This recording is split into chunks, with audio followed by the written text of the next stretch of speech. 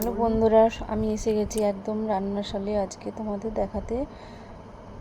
মাংস তরকারি নিয়ে প্রথমে নিয়ে নিয়েছিলাম, তেল দিয়ে দিয়েছি, তারপরে আদা রসুন বেটে নিয়েছি, এখানে পেঁয়াজ কুচিয়ে নিয়েছি, টমেটো কুচিয়ে, আলু ভেজে নিয়েছিলাম আগে থেকে।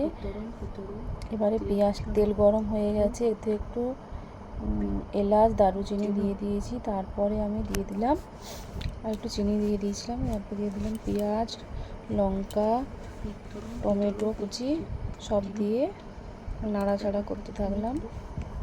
একটু সামান্য মতো লবণ দিয়ে দিলাম, দিয়ে ভালো করে নাড়তে থাকবো।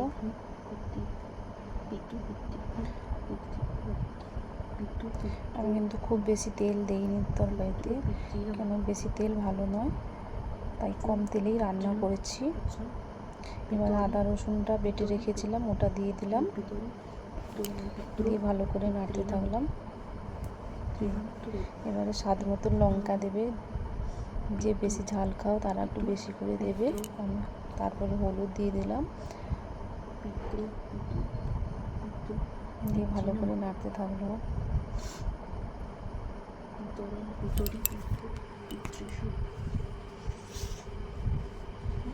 ভালো করে কষা হয়ে গেলে তেলটা উপরের দিকে উঠে আসলে মাংসটা দেবো। আমি একটু সামান্য জল দেবো। এবার মশলাটা ভালো করে হয়ে গেছে, একটু সামান্য পরিমাণে জল অ্যাড করব, জল দিয়ে ভালো করে নাড়ব। মশলাটা কষিয়ে নেব, ভালো করে কষিয়ে নিচ্ছি ততক্ষণ।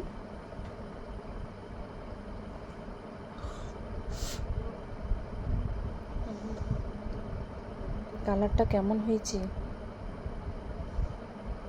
ঠিক আছে কালারটা।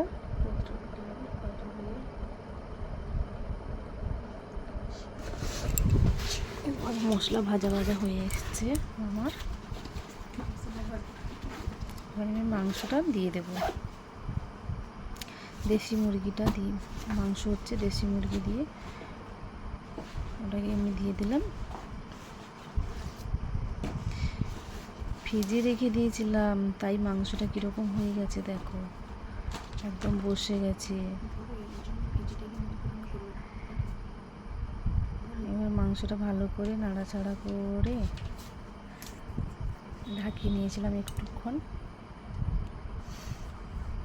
রান্না আমার রেডি হয়ে গেল। কেমন খেতে হয়েছে তোমরাই বলো, টেস্ট কেমন হয়েছে বলো।